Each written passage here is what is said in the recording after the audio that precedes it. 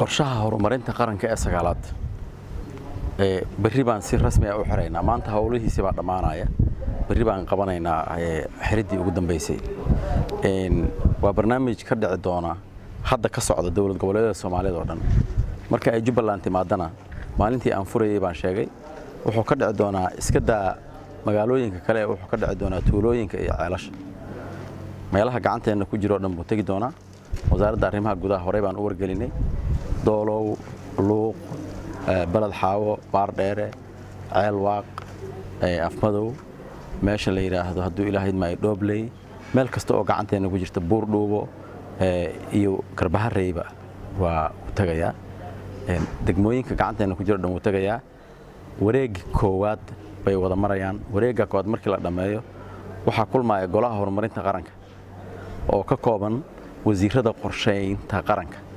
ee dawlad goboleedyada oo dhan oo uu gudoomiyo wasiirka qorsheynta qaranka ee heer federaal markay kulmaan wareeg kasta NDC baa ka dambeynaya golaha horumarinta qaranka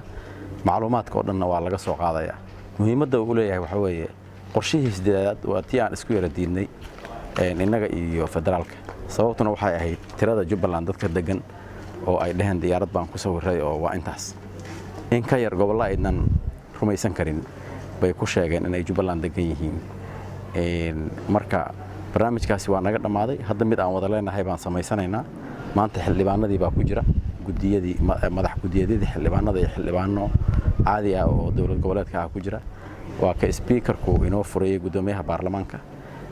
barnaamijkan socda marka waxa looga faa'iideysan doonaa qorshaha 5 sano ee soo socota ee dawlad goboleedka Jubbaland oo ku samaysan ku saabsan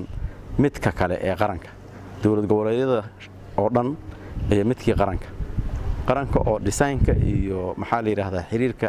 caalamiga ah ee foreign affairs-ka iyo deeq raadinta iyo maalgelin raadinta iska leh iyo dawlad goboleedyada oo fulinta iyo to some extent maalgelinada iska leh marka muhiimadaas ayuu leeyahay qorshahan mudan wasiir waxay sheegaan dadku in badan ay arag ku dhiftaan wadan qani aan leenahay waad mahadsantahay horta dhibaatada aad xustay waa dhibaato heer qaran ah Soomaaliya oo dhan bay haystaa dalna horumarkiisa waxyaabaha lagu cabiro waxa kamid ah waxa uu soo dhoofsado iyo waxa uu dhoofiyo ka badan dalka waxa uu soo dhoofsado waa in ay ka badan yihiin wuxuu isagu dhoofiyo waxyaabo aan laga helin oo macduun ah kaliya inuu soo dhoofsadaa loo baahan yahay dawladaha horumaray waxyaabaha iyagu waxay haystaan inaan la soo dhoofinin laba dariiq bay u maraan canshuurta way kordhiyaan maxaa yeelay dalkii bay taallaa oo beeraleydii iyo dadkii wax soo saarayay iyo kuwii kabaha samaynayay iyo canshuur ridaysa ay han ridaysa oo ay ka dhigaysaa kuwa aan waxba samaysan karin dhibaatooyinka jir marka waxa kamid ah regulationkaas ma hayna hadda xeerarkaasi waxaan ka shaqeynayna waaye qarankuna markuu xoogaysto arintaas si heer qaran ah looga shaqeyn doonaa laakiin xanuunkaasi wuu jiraa inaan biyo soo iibsano in Jubbaland raashin gargaar ah la keeno in kalluunka badda ku jira isagoo gasacdaysan loo keeno oo aanu iibsano oo dukaamadeenna u yaallo oo isaga laftiisa oo lala tagay ah waxa weeye ayaan dara weeye waana waxa aanu qalbiga ku haynay inaanu maalmaha kamid ah aan ka baxno laakiin sida aan iri dadaal heer qaran ah ayuu u baahan yahay xanuunkaasna waan dareemaynaa waa mahadsantahay qorsheynaysan in qorshahan ku sheegay kale biyo ganacsatada qaar kamid ah sida hoteelada kale ayaga waxay isku ilqaamin in aysan soo iibsanin biyaha dalka shay laakiin dalka bidiisa kuwa ay iibsadaan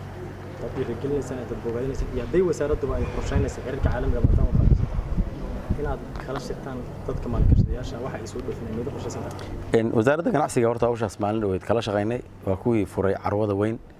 ee ganacsiga waxyaabaha yaalla ay ku bandhigayeen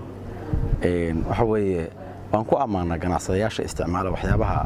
sida maxalliga loo sameeyay wayna amaanan yihiin runtii waxa dhimanun inaan canshuurta ka dhinno oo aan recommendation sameeyno dhahno waxaan soo jeedinaynaa ganacsadayaasha isticmaala waxyaabaha inoo yaalla oo inagu aan haysano oo marka doolarkoodu uu gudaha kaliya u galo iyo lacagahooda adag inay helaan canshuur dhaafiye iyo waxyaabo kale oo badan oo lagu dhiirigelinayo ganacsigooda inuu koro bacdama lacagtii ay bixinayeen ay dalkii ku noqonayso marka qorshaha si joint ahan wasaaradda ganacsiga ayaan la wadnaa sida aan horay u weerina waa arrin u baahan dadaal wadareed ay wasaaradaha dowlad goboleedka iyo kuwa federaalka iyo dadka Soomaalida oo dhan u soo wada jeestaan in waxa ay iyagu doonayaan ay u baahan yihiin aadka ugu baahan yihiin ee aan dhulkooda laga helin kaliya ay noqdaan waxa soo dhoofa ee waxa iyagu ay heli karaan